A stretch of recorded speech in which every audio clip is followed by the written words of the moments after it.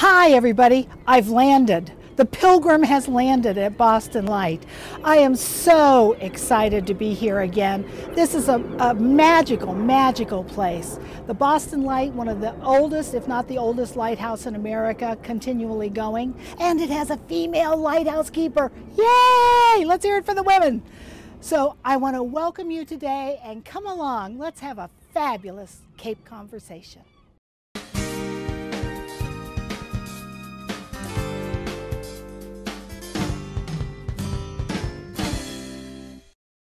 Hi everybody, I'm Melinda Gallant and here I am. Oh my gosh, I'm in a wonderful place. I'm on one of the Boston Harbor Islands and I'm at the Boston Light and I am with one of my favorite people that I met, what, 5 years ago? Sally Snowman, the lighthouse keeper for Boston Light. How exciting is that? You're excited? I'm very excited. That's great. So tell me, Sally, tell me, what has happened since the last time I was here 5 years ago? Well, it was 2014, and what was happening was a $1.5 million restoration project on the island. So every building was having something done to it. So when you were here, the lighthouse tower had scaffolding all around it.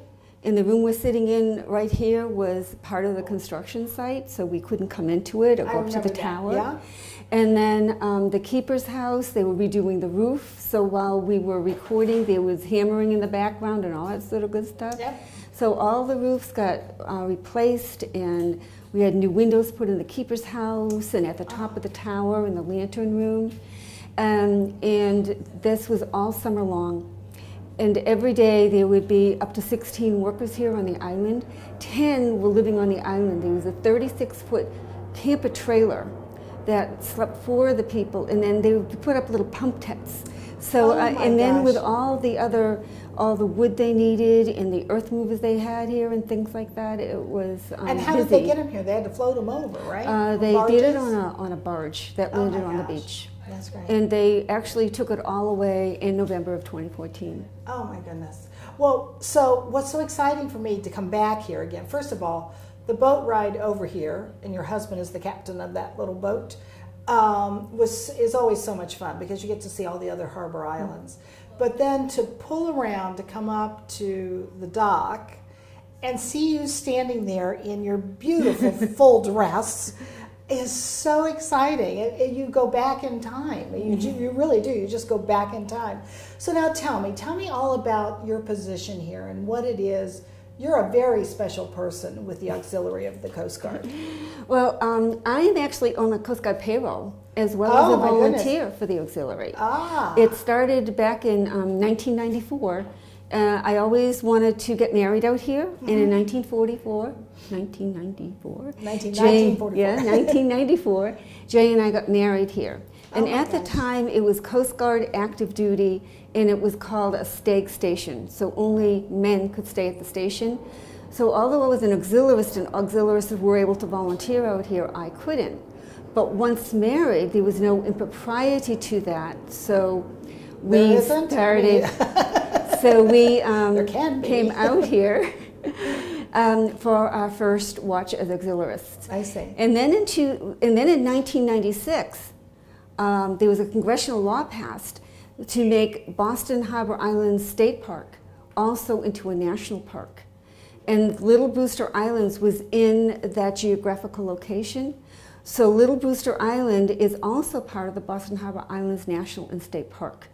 And with that, it has an obligation to be open to the public. And so what we were doing is having visitors come on Friday, Saturday, and Sunday, and Monday through Thursday were our maintenance days. Well, this year we're not having any tours because we had so much storm damage to the grounds, it's not safe for people to be walking around. So, in 2014 and in this year, 2018, we have no tours since 2000. I see. So what happened is that they were active duty out here, And they would rotate out here every 2 years, 3 people. So every 8 months or so, someone would leave, another one would come back. And when you're working with other agencies, and then we brought the auxiliary augmentation program on board, training them to be assistant keepers like Neil. And so what happened then is not all of them appreciated what we were trying to do out here.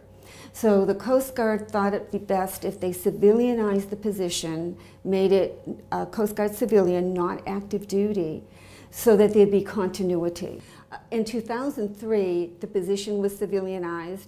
I applied and got it. Now it's 2018. That's 15 years later. Right. I'm still on the payroll. And also a Coast Guard auxiliarist. The boat that you came out on is actually my boat. It's the SBLS, Sally's Boston Light Shuttle. Excellent. And the deal was, when I got appointed on the auxiliary side to establish the Boston Light Augmentation Program for historical interpreters to help with the Park Service tours and to become assistant keepers, I said to Jay, honey bunny, if I'm managing a program, I need to get out there. Right. Now, we lived in Plymouth at the time, and we had a sailboat, or he had a sailboat. And so we became a second boat family, and I bought the power boat. Oh, wonderful. So here we are on our 19th season, and our 3rd engine for something we were supposed to have for just 2 years. Well, I want to interrupt you, though. There's something more special than all that you've told me, and that is you're a woman, and you're a lighthouse keeper. Yes, I am.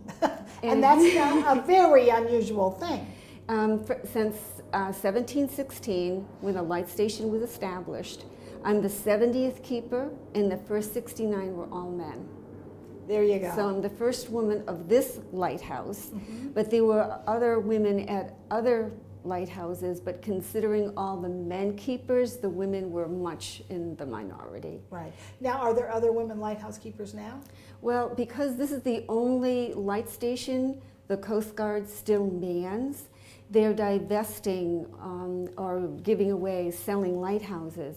So those who have those lighthouses, they may have the Friends of XYZ or the town or the whomever who owns it. They may have an appointed keeper there, whether it's volunteer to pay. I see. So I'm the only Coast Guard light keeper in this position right now. And the only woman. And the only woman. Wonderful. Congratulations, girlfriend. Thank you. That's a good thing. So tell me, we're in this room right now, and next to us right here is this beautiful cannon. And what is so special about this cannon? I mean, everybody's got a cannon somewhere in New England. I think every town has a cannon. I think even Sandwich has a cannon. I don't know. Anyway. So we established this as a light station in colonial days in 1716. So it's great when you're at night and it's a clear night. Right. You can see it, but what happens when it's a storm or limited visibility for fog or whatever? And the way the ships who were coming in and out of the harbor would let each other know that they were out there, they would just fire off a cannon or a shotgun, a loud one, to make a ba-boom sound. Right. So if someone fired off ba-boom and you heard it, well, if it was just a ba-boom, you said, okay, so there's another ship out there. But if they heard a ba-boom, it was like, oh my gosh, drop sail, change the course, do something. Right, there's something big out there. And the keeper out here, his name was Thomas Knox. He was hearing these ba-booms, and he couldn't give them a signal back to say, hey, wait a minute, you're going to hit something. Did they ever hit here? Well, were there any shipwrecks? Did we have shipwrecks? Oh, yeah, we had 4 that actually landed on Little Brewster Island. Oh my gosh. And there's a reason why Little Brewster Island, of all the islands here, got the lighthouse and not the bigger ones over here, because to get into Nantasket Roads, which is right out here, you needed to take a right-hand turn as you came across the Atlantic 3,000 miles. You needed to get into Nantasket Roads. So you needed to leave. So is that a channel? It's a channel, right? Yeah, right there. And it's only a mile wide. So there wasn't a whole room forever. Oh. You are a sailing ship that's depending upon the wind to move you around. Right. So if they missed the turn here, they'd end up over in the town of Hull. Right. If they missed the turn on this side, they'd end up on the ledges. Right. And the ships would hit the rocks, crack open like an eggshell, Oh my lose the gosh. cargo as well as the personnel. Over in Hull, a lot of times because that was sandy or small like cobblestones, they were able to salvage the ship and the cargo and the people. So if you were only going to have one lighthouse, would you put it on the mainland or would you put it on an island? So Right. although it would have been a lot easier to have built it and maintain it on the mainland, Right. they put it here. Because of the channel. Oh my gosh. This is where they came in. So Right. Thomas Knox said he requested a great gun to answer ships in the fog. Oh my gosh. And this is what he got. And if I would say remember- it's a great gun. And we call it a shot-out cannon because if they continue to use it as a weapon, if the iron would fail and it would blow up and it would kill anybody that was in the vicinity, Right. you know, the good guys. And so they sent it here because the only thing that was fired off was the black powder, the boom sound. Right. And where it sat was right outside the front door. There are two concrete pads. And not that they had the concrete pads No. back then, but we don't know. It could have been over this side here. You're not sure which but side. we know later, as a display on the island, they had it on the concrete over there. So we know what it was used for here on the island. Now, this lighthouse has been a beacon for all kinds of things. I mean, not only the War of 1812, not only the War of Independence in 1776, but also 1812, right? The War of 1812, it was important for that. How about during World War II? Well, during World War II, they did something they didn't do in World War I. Oh, yeah. And that I forgot World War I, but they weren't really here so much, though. In World War II, they were really concerned about the submarines coming in. Right. And so what they did is they actually extinguished the light on top. Oh. But there was another light on the island that sat right outside the door here on a little incline. It was called the Boston Auxiliary Light, so that as you were coming out of Hull Gut, where you came out on the boat this morning, what was happening is that boats would come around and they would go aground. They didn't come far enough out into the channel. So that would be lit at night. So they had that because it didn't help the submarines that were out this way. Right. And and they let the fog signal still horn as well. Yeah. So they had 3 aids to navigation, so 2 were working. So they had this come out here in 1719. So if you do quick math, what's next year? 2019. I was going to say a big birthday for it. It's a big birthday. And we had a big birthday party out here in 2016 for the lighthouse in the light station. And because most people don't even know about fog stations, signal stations, Right. because unless you're a mariner, you don't know about those things. Right. So the Coast Guard, If you live in Kansas, it's not a big deal. or even in the Western Massachusetts. Well, that's true too. Yeah. So to make a big to-do over it in 2019 isn't going to be the big draw of a lighthouse, because everybody thinks of a lighthouse like a beacon of light. It has a Right. lot of spiritual implications as Hope, well all as of that. Yeah. you know, your friendly lighthouse next door type of thing. Right. So people are not as interested about hearing about the fog signal story, but that's another piece of the Coast Guard's aids to navigation story. Boston Light is a major aid because it's got a 2 million candle power light up top with a 9-foot crystal beaming that out. Wonderful. And it also has the fog signal. And so the Coast Guard maintains over 60,000 aids to navigation in the United States, including Mississippi, the Mississippi River and the Gulf Coast. and the Gulf Coast and the lakes, the Great Lakes. Oh, sure, of course, all the Great Lakes. 60,000. Right.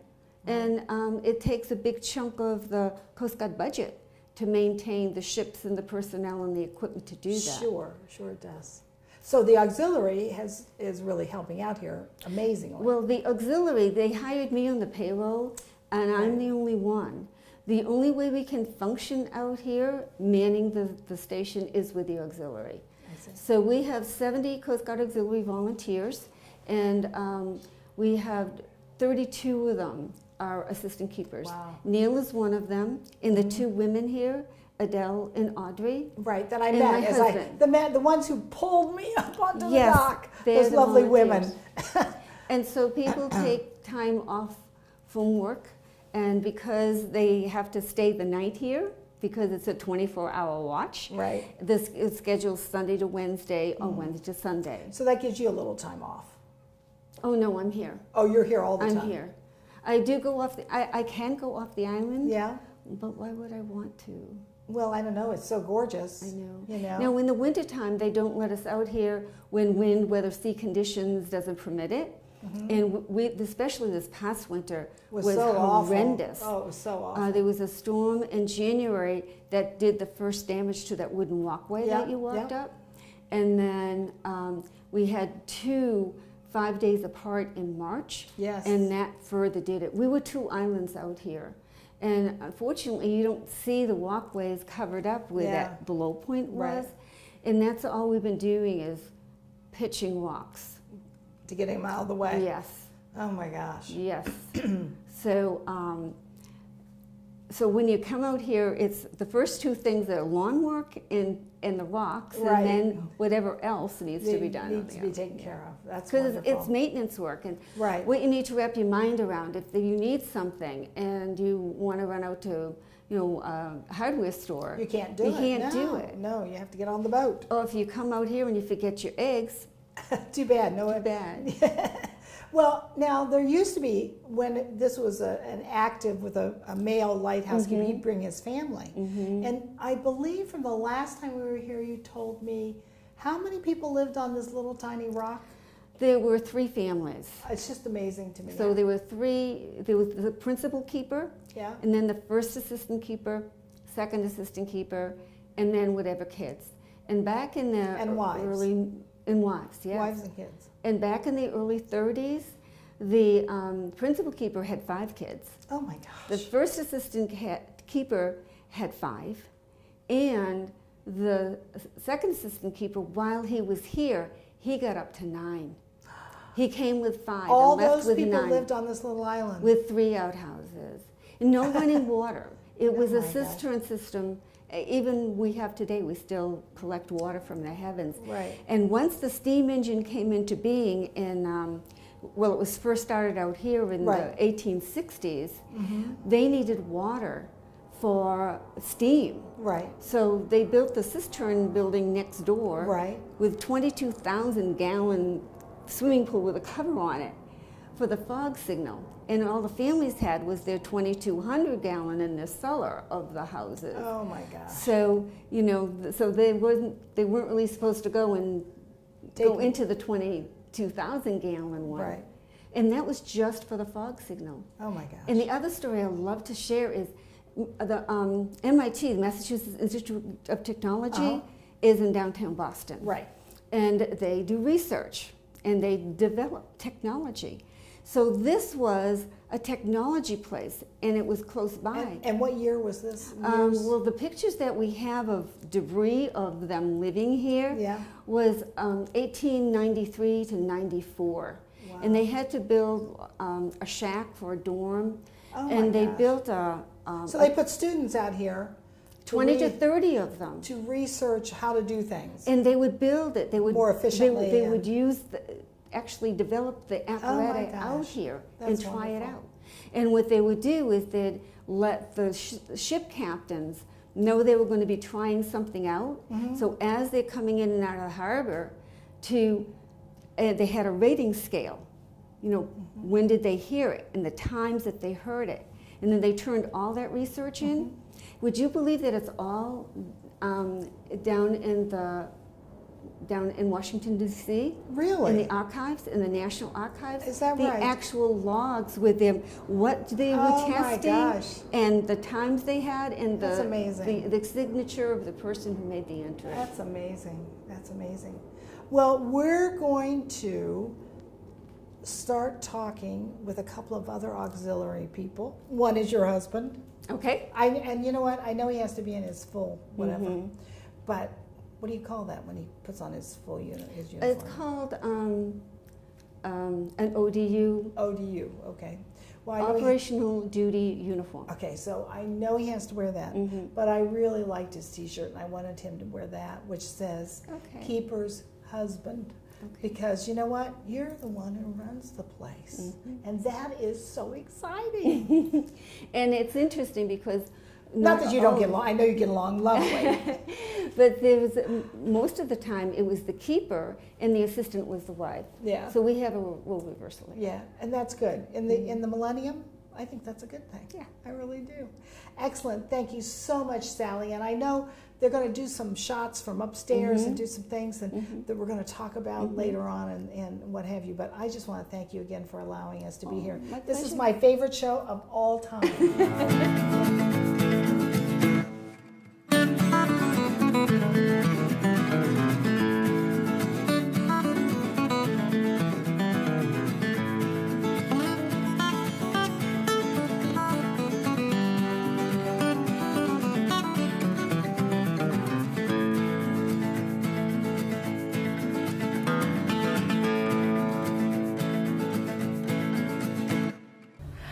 Well, I have another wonderful person with me, and he is the assistant lighthouse keeper, because he has the shirt, and he's also in the Coast Guard Auxiliary, and he's also married to Sally Snowman. I am with Mr. Thompson. I'm going to shake your hand, Mr. Thompson. How better are known you? as the keeper's husband. Better known as the keeper's husband. And I have this T-shirt that proves it right there. Absolutely. That's great. So tell me everything you know. So one of the things that's fun with having the T-shirt and showing the guests is I can say, yeah, I'm the only keeper's husband, but also bring them into historically there never were many keeper's husbands because usually it was a widow or a daughter, and if they were acceptable to the system, then they got to take and come on. So there's been a few keeper's husbands, but we're a rare breed.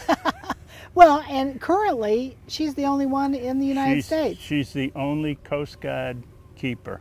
Right. Yeah. And I'm very surprised. She was talking about how the Coast Guard's selling off some lighthouses here and there because there were so many.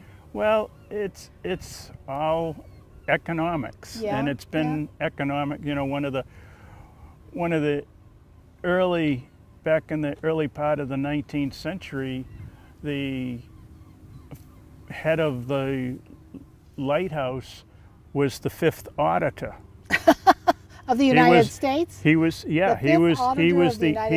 Well, no wonder our country's in trouble. So he was more interested in saving the country money than he was in building, you know, structures that would be long lasting. And the Fresnel lens that we have now, it was invented by Augustin Fresnel, and that's why we don't pronounce the S, because he was French. He was actually one of Napoleon's engineers. Do you know that I do theater things and we use Fresnel lenses? They use yes, Fresnels they talk about. In fact, the old cases that we had for the 300 or the 1,000-watt lamps, they'd say stage lights because there were more stage lights than there were.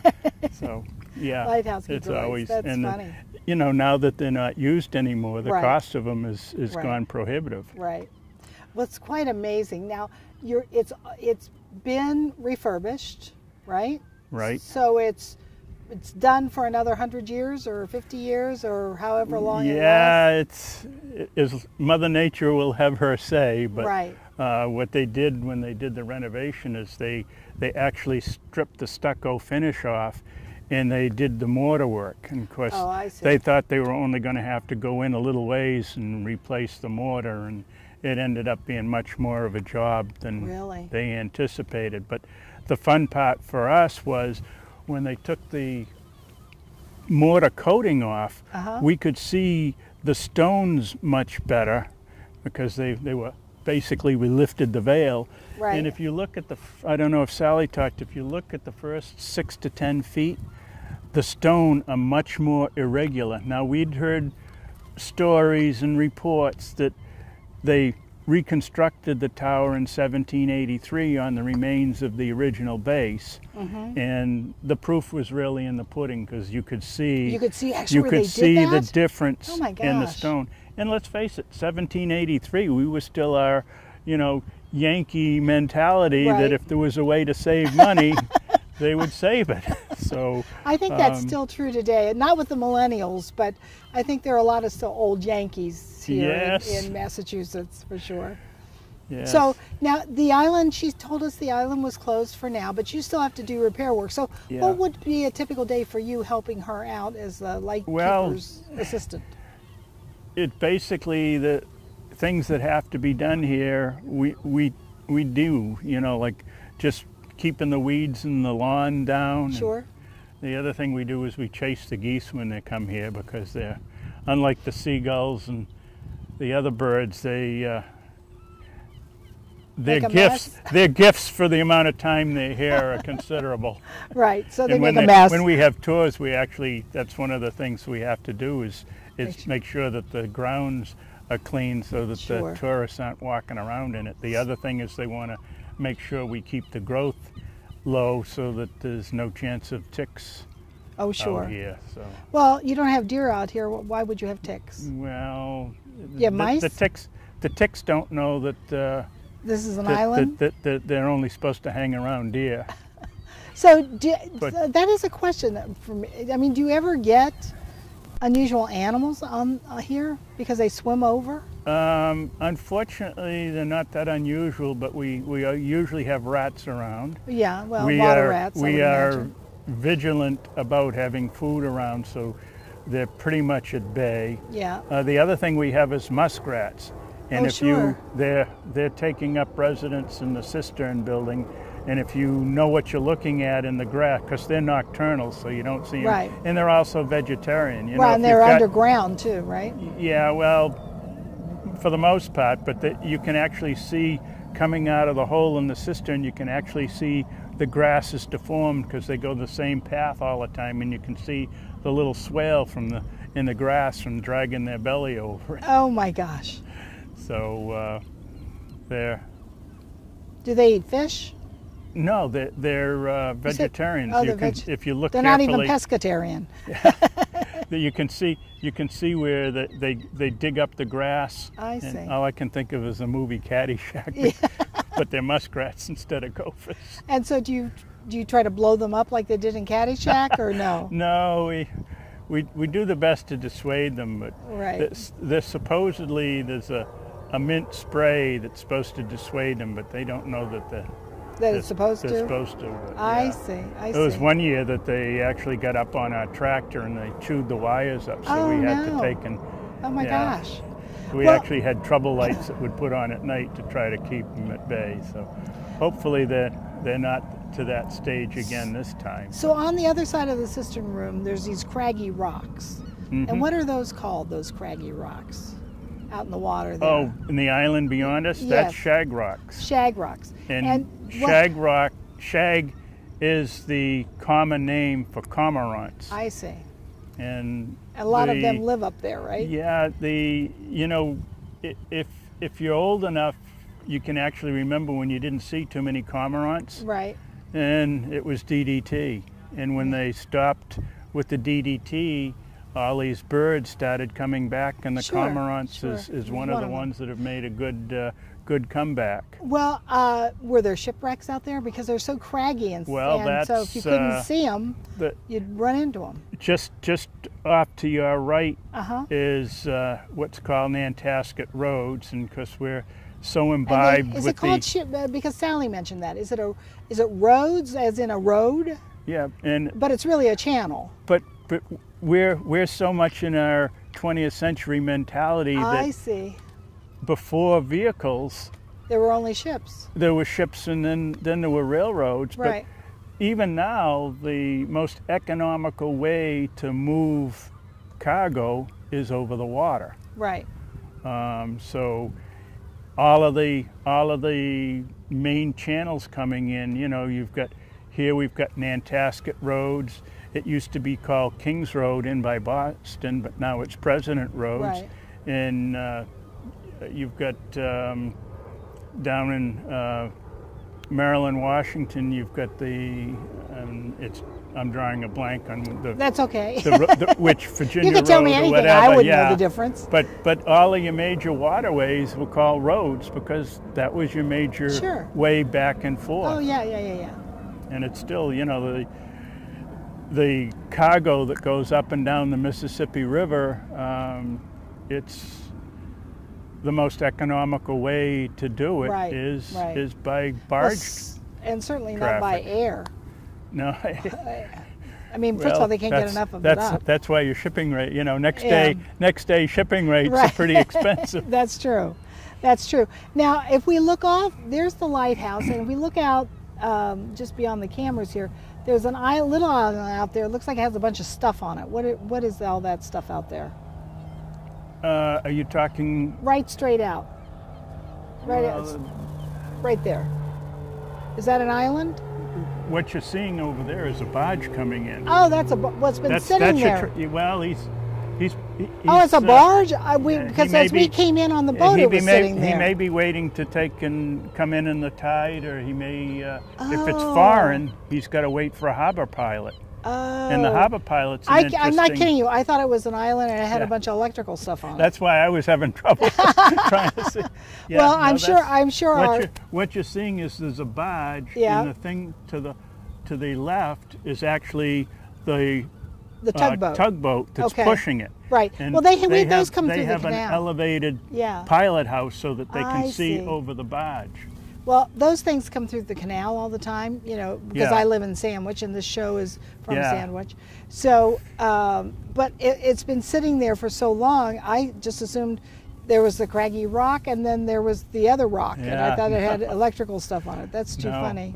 But, in fact, very often we'll see some of the big tankers will sit off outside of Graves Light, and they're basically waiting their turn to come into the harbor. I see. And unload and then load back. Right. And you'll get used to seeing when some of the largest traffic that comes through here still are the fuel tankers. Yeah. And they'll actually come in and they'll go through Hull Gut, which was where we came. Yeah. And it's amazing because these ships are like 5 stories high, so when they get in close, they're towering over all the buildings, and they actually go up the Fore River to the Fore River Bridge. Yeah. And the Fore River Bridge has just been reconstructed, and you have a lift bridge similar to the railroad bridge over the canal. Right. And they go up, and then about a half a mile beyond that is the tank farm. Right. Would really seem it would have made a whole lot more sense to put it a little closer. Well, take and put a pipeline so they didn't have to rebuild That's the true. bridge. That would be true. That would be definitely true. But that Fore River Bridge has been rebuilt a number of times because the old Quincy shipyard was just upriver of the bridge. Right. And they would get a contract for a Navy boat, and they would know when they laid the keel that they'd have to replace the bridge. Right. So you've been on all these islands out here, have you? I haven't been. I was actually brought up in Easton, and then I moved to Plymouth and near the water, so I'm not involved with many of these islands. Right. Sally grew up in North Weymouth. Yeah. In fact, we're living in the house her dad built now, and so she's very familiar with all of these islands. That's great. Well, I want to thank you so much for taking time to talk with us today. This is this is the most fun. I think I told you this on the boat ride over. This is the most fun thing I've done in the last 5 years. Oh. I was here 5 years ago. That was the most fun thing. So now I'm back again. Be careful in 5 years. If what you're doing is always the most fun thing, then you're living life right. Yeah, I guess so. Maybe that's true. Thank you, sir. You're welcome. You're the best.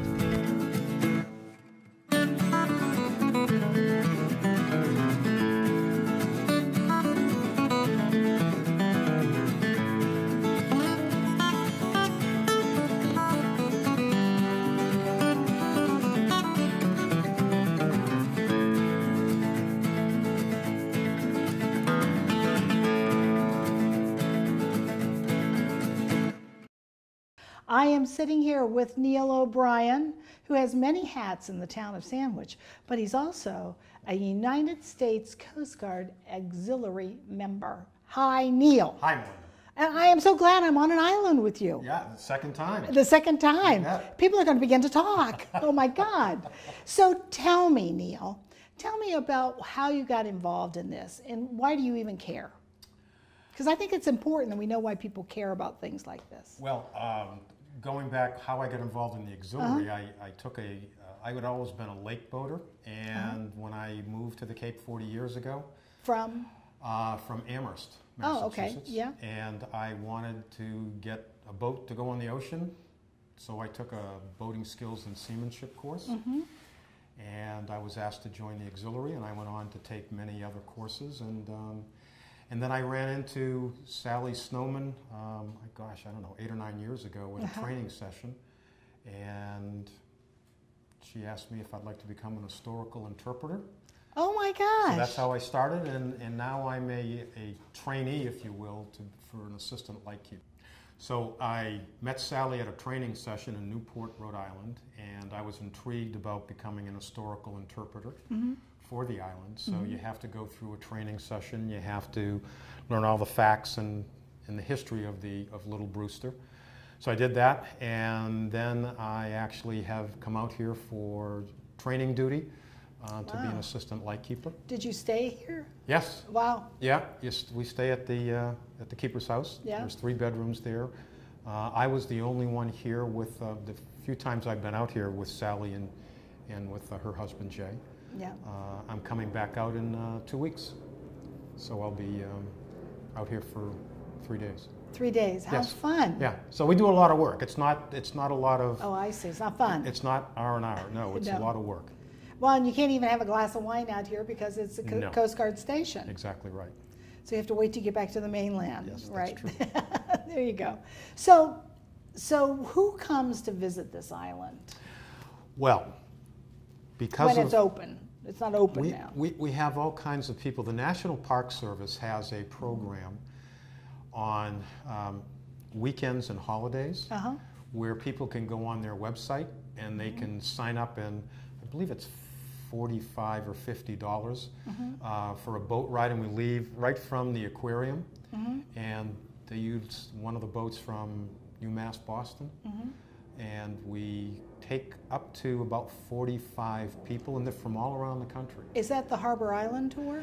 No, it's different. Okay. So you can sign up for a Harbor Island tour, or you can sign up for a Boston Light tour. And normally there is a National Park Service ranger that's on board, and then there would be 2 or 3 historical interpreters that are part of the Coast Guard Auxiliary. Oh, wow, fun. And then there is a guided tour, if you will, coming out, and the National Park Service guide would show you all the different highlights, if you will, coming out here. And then once we get on the island, normally one of the NPS people goes to the top of the light, and the auxiliarist may be in the museum room or in the keeper's house or the boathouse or in the cistern building. And again, we act as essentially docents and help people understand why this is still a Coast Guard, active Coast Guard base, and why it's manned all the time. So. Wow. Fabulous. Yeah. And do you just love it so much? I mean, here you are. I believe you're retired. Are you not? No, I'm not. You're not? No. How could I say that? No. Oh, you're not? No. What do you do? I have a wound care company. Okay, so you're not. Well, you have somebody else running it, so you can come out and do these fun things? There I have some really partners. Good. Yes, excellent. Good. Well, so in that case, you still have to go back and do your real job. I will this afternoon. Oh, is that right? Absolutely. Oh my gosh. Yep. Well, so now you met Sally, and then you met her wonderful husband Jay. Yes. Right? Who else have you met anybody special? Has anybody like stars wanted to come out here, or anybody important? The governor? Anybody important like that? Yeah, there have been a lot of VIP guests here. I have not been on the island. When that happened, we had the Joshua James, which is one of the newer Coast Guard cutters that was commissioned in 2016 that actually was moored right off of where we're located. And there were many VIPs that came on the island. during that time. I was acting as an historical interpreter during one weekend, but I never met You never any met of those. No, no. None of the VIPs. There have been many Coast Guard officers that have come on the island, but again, I haven't been here since they visited. Has there ever been presidents on the island? Do you know? Oh. Like Roosevelt. Not that I'm aware of. Okay. I don't believe so. Not even back. John Adams might have popped over. I don't think so. I don't think so. Yeah. I could be wrong, but I think Sally would be. She would better be the one who prepared. know. Yes. Yeah. And you're probably right. Yeah. Well, it's so beautiful. It must be just amazing to be able to look out and you see that Boston skyline. One of my favorite things on the island, I have so many favorite things, but the sunrises. Oh, I bet. The sunsets behind Boston, because you can see the skyline and the sun is setting there. Right. The quietness when you're laying in bed at night, and depending upon what bedroom you're in, seeing the light flash every 10 seconds. Going up the tower in the evening and shutting everything down, not the light itself, but closing off some of the doors and things like that. It can also be a little intimidating when you're up there by yourself. I was going to say, yikes. There are many rumors about it being haunted. Oh, is that right? Yeah, I've never experienced it, but there are people that Well, tell me, do you know a story or no? One of the other auxiliarists was out here, and he mentioned feeling a very cold presence, and he hustled down the stairs very, very quickly and went back to the keeper's house. Is that right? Yeah, and I've never experienced that. But, right. So, so you do have to. I would just thought you would just left it as it was all night long. 24 hours a day, but you have to do certain things to maintain it that way. Yes. Yeah. There's a the gallery is there's a railing on like a small balcony. Right. That's very narrow, and the railing's only maybe 30 inches high. Right. But there's a door right off of that gallery that we can bring some air into the actual lamp room. And that really needs to be closed at night in case any weather comes up unexpectedly, so we have to close that at night. So during the course of the normal day, you might go up the tower 3 or 4 times. Wow, and there's a lot of steps. Yeah, there's a lot of steps. Yeah. That's why you're in such good shape. Oh, yeah. Yeah. Well, it's funny because I'm not going up the tower. I think we're going to get some shots from the tower, and I'm very excited. I'm afraid of heights. So it was decided I probably will be the one to go up there, especially if there's a railing that's only this high. Yeah, I'm not too keen on that either. Yeah, it would scare me. I always have the feeling I want to throw myself off, which is a very odd thing, so I definitely don't want to be doing that. But I would also think that at night here, on a dark night without a moon, only the ambient light coming from the city, you must be able to see stars that direction unbelievably. It's amazing, and we're right in the center of 2 additional lights. We have Graves Light off to the north, right, and Minot's Light off to the south here, and they all have different flashing patterns. So that's one of the really neat things that you get to see. But I'm also an astronomy buff, and I love to come out and look east. Sure. And without any light getting in the way, you can see all kinds of things that you can't in the city or even in most towns because it's so dark. Yeah, it's really beautiful. I know when we moved here from Ohio, which was, oh my God, 39 years ago this month, when we moved here, now we're from Ohio, I'm farm country, but because of ambient light, we thought we saw stars, but we came to Cape Cod and lived out on Sandy Neck the first year. Oh my God, you look up, there were stars that we never even knew existed. Absolutely. It was just truly amazing. Very similar here. And so it would be the same thing here. Yeah. Excellent. So amongst all your things you do, you're also the head of the Council on Aging for Sandwich. I'm on the board. On the board I chair of the that, board. And we're trying to build a new center for active living. That's great. We're trying to gather some support. Because I'm active. I know you are. And I'm not old. And the interesting fact is, many people don't recognize this, but in 7 years, the town of Sandwich will have almost 50% of their population will be over the age of 55. That's a scary thought. Yeah, it is. And we're very, very limited in what we can offer at the Senior Center. That's the current name for it, Right. but the Council on Aging. So we're trying to change the type of activities and the amount of activities that we had. So we've only got a very small number of square feet that we can utilize. Sure. Whereas surrounding towns have upwards of 10 times the amount of space that we have. So Sure. we're hoping to get support from the town voters, possibly in the spring of 2019, to Wonderful. build a new building. Oh, that'd be great. That'd be really terrific. Yeah. Well, the thing is, the reason why I even brought that up is, what I find amazing is that ask busy people to do things and they get it done. That's what has always been my theory. And here you are, you have your own business, I presume, and you're in the auxiliary of the Coast Guard, and you're an avid, I think, kayaker, canoer person, and you're on the board of the Council on Aging. Do you have anything else you haven't done yet on your bucket list that you think you want to join or be in charge of? I also, from time to time, I went through the Sandwich Citizens Police Academy. So from time to time, I you do volunteer there too? Yes, I do. Yes, I know. And they don't even call you guys rent-a-cops. So. No, they don't. The Police Academy. No, right, It's like the movie. Yeah, I know. exactly. I know Yeah, you guys. yeah. Chief Whack. He's a wild guy. Right, you got to watch him. You got to watch him every moment. So anyway, well, I want to thank you for being here today. Thanks for coming. It was great. And the boat ride out is terrific. It's because of you.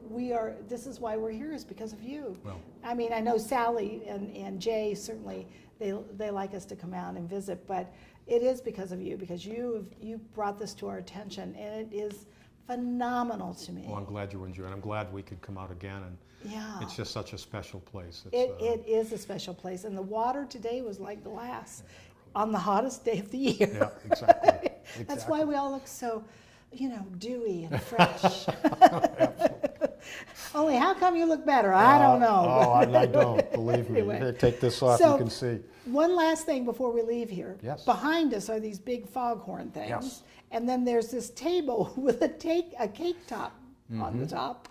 And that's from your 300th, right? Yes, it was. That was 2016. The Montilio's Bakery actually made that. That was on top of the cake to celebrate my gosh.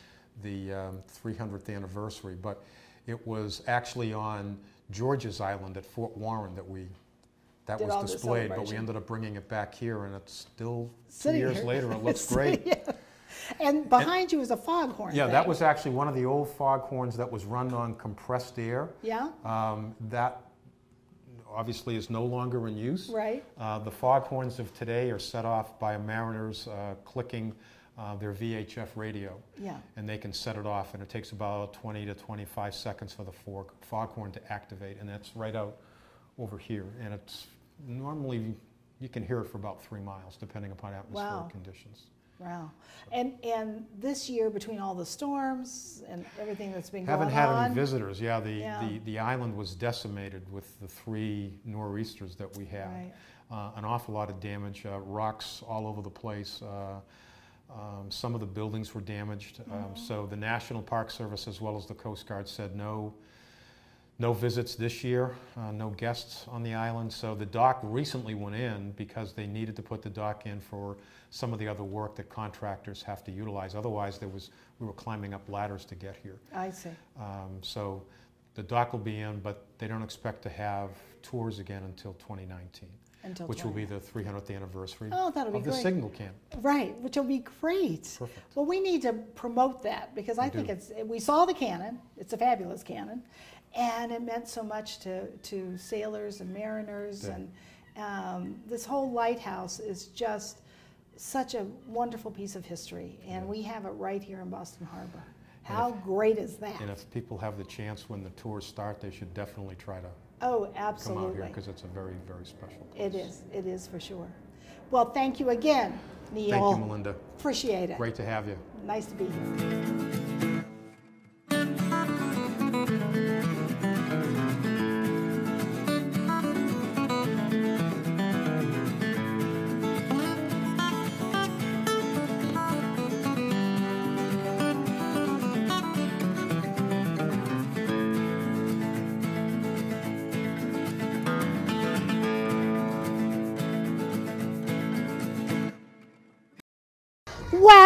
What a fantastic day we have had at Boston Light. Thank you, Sally Snowman and Jay, her husband. Oh, and Neil as well. It has been fabulous. And now I'm off to other places, other adventures. Thank you, Sandwich Community Television. It's been a blast.